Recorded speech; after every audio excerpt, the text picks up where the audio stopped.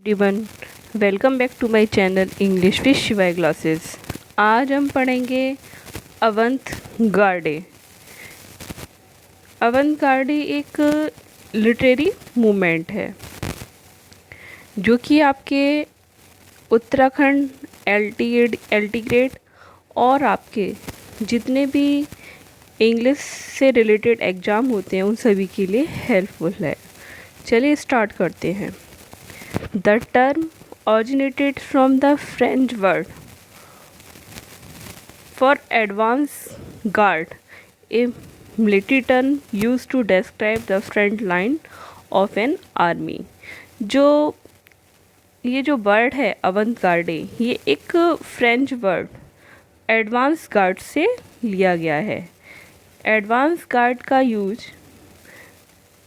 जो military line होती है उसमें जो फ्रंट लाइन जो होती है उसके लिए इसका यूज किया जाता था। यानी कि कोई भी चीज़ जो सबसे आगे होती है यानी कि फ्रंट में होती है उसके लिए अवंत गार्डे का यूज किया जाता था। It was later adopted by artist. बाद में इसको आर्टिस्ट के द्वारा यूज किया जाने लगा। टू सिग्निफाई अ मूवमेंट, एक मूवमेंट को सिग्निफाई करने के लिए और इंडिविजुअल्स के लिए who were ahead of their time in their artistic expression. जो अहेड मतलब आगे होते थे अपने टाइम के आर्टिस्टिक एक्सप्रेशन में सबसे आगे होते थे, उसके लिए इसका यूज किया जाने लगा। Throughout the later 19th and 20th century, the movement evolved, influencing various art forms like literature, visual art, music and dance। बाद में 19वीं और 20वीं शताब्दी में इस मूवमेंट ने बहुत सारी आर्ट फॉर्म को इन्वॉल्व कर दिया, जैसे लिटरेचर, विजुअल आर्ट, म्यूजिक और डांस, इन सभी को इसमें इन्वॉल्व कर लिया गया। ए स्मॉल ग्रुप ऑफ आर्टिस्ट, ये एक आर्टिस्ट का एक छोटा सा ग्रुप होता था और ऑथर्स का who deliberately undertook to make a new, जो किसी भी चीज़ को न्यू बनाने के लिए तैयार रहते थे। The writer of this movement always challenge exciting new ideas, process and forms. इसके जो राइटर होते थे वो हमेशा चैलेंज करते थे न्यू आइडिया को, प्रोसेस एंड फॉर्म्स को चैलेंज करते थे। Avant garde are also called experimental cinema. Avant garde को एक्सपेरिमेंटल सिनेमा भी बोला जाता है। It is a literary device, ये एक लिटरेरी डिवाइस है। इन द राइटर, ये एक लिटरेरी डिवाइस है जिसमें राइटर अपने आइडियाज़ को कंसिडर करते थे अहीड ऑफ देयर टाइम, अपने टाइम में आगे के लिए अहीड करते थे, और न्यू राइटिंग, और अपनी राइटिंग को showing innovation, style and matter, और अपनी जो राइटिंग थी उसको और स्टाइल को इनोवेशन करते थे। Avant गार्डे artist often questions and redefine what considered art. जो अवंत गार्डे के जो आर्टिस्ट थे, मतलब क्वेश्चंस करते थे और उसमें एक जो आर्ट को कंसिडर किया था उसमें एक नयापन लाने की कोशिश करते थे। दिस कैन इंक्लूड, ये इंक्लूड करते थे चैलेंजिंग द डिस्टिंक्शन, और चैलेंज करते थे between high and low art, जो हाई एंड लो आर्ट होती है उसके बीच में जो अंतर होता है उसको चैलेंज करते थे, और the role and the function of art in society, और जो आर्ट का फंक्शन है सोसाइटी में उसको चैलेंज करना, और उसके बीच में जो अंतर है उसको भी ये हमेशा रिडिफाइन करते रहते थे।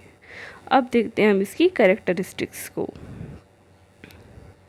Emphasise on originality and innovation, जो अवंत गार्डे मूवमेंट के राइटर्स थे वो हमेशा जो रियलिटी होती थी, ओरिजिनलिटी होती थी, उसी पर जोर देते थे और इनोवेशन पर जोर देते थे। Rejection of traditional narrative structure, जो पुराने टाइम से जो नैरेटिव स्ट्रक्चर और लिटरेरी फॉर्म्स चले आ रहे थे उसका ये रिजेक्शन मतलब उसका विरोध करते थे। Exploration of new themes, style and techniques.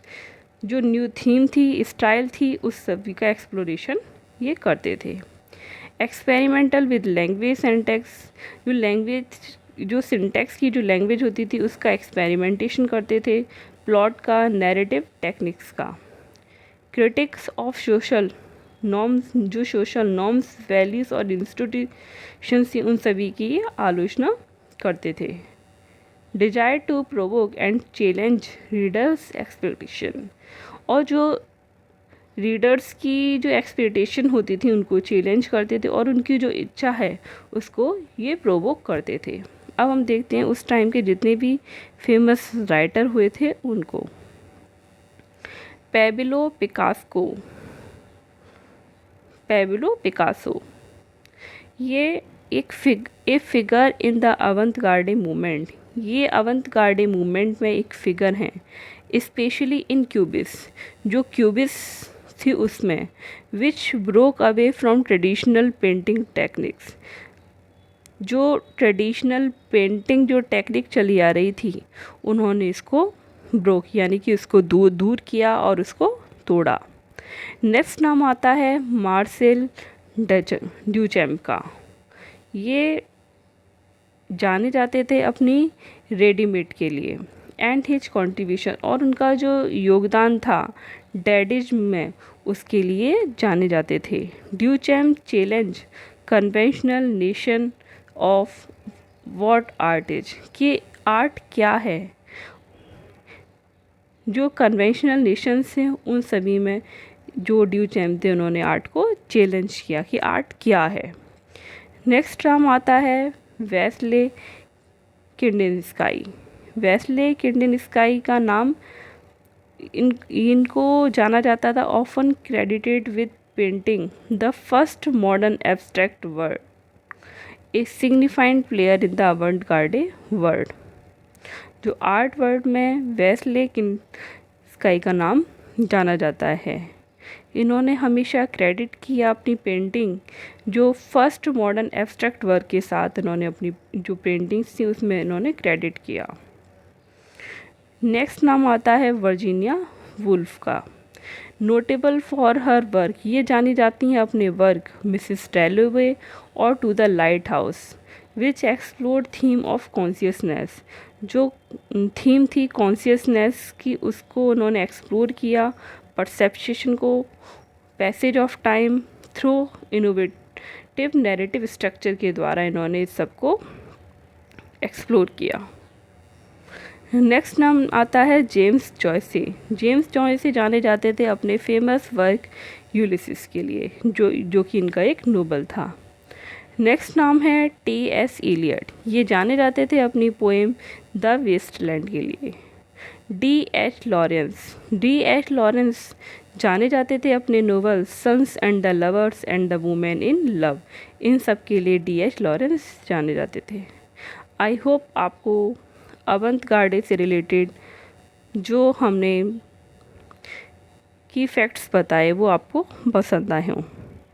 अगर आपको हमारी वीडियो अच्छी लगे तो लाइक कीजिए, शेयर कीजिए एंड सब्सक्राइब कीजिए। Thanks for watching.